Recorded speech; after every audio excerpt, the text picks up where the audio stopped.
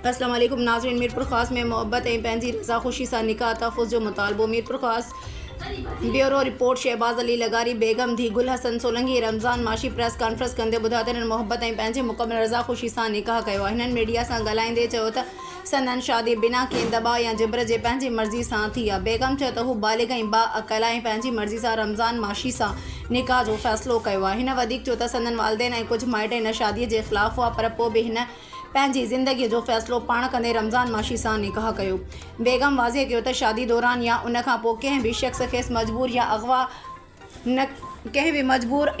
न कयो आहे, पर कुझु माइटनि तरफ़ां खेनि धमकियूं मिली रहियूं आहिनि, जिन में संदसि भाउ माशूक माशी, चाचो लाल बख्श ऐं कज़न सिकंदर माशी ऐं नवाज़ माशी शामिल आहिनि, जंहिं सबबु संदन जान खे ख़तरो थी सघे थो।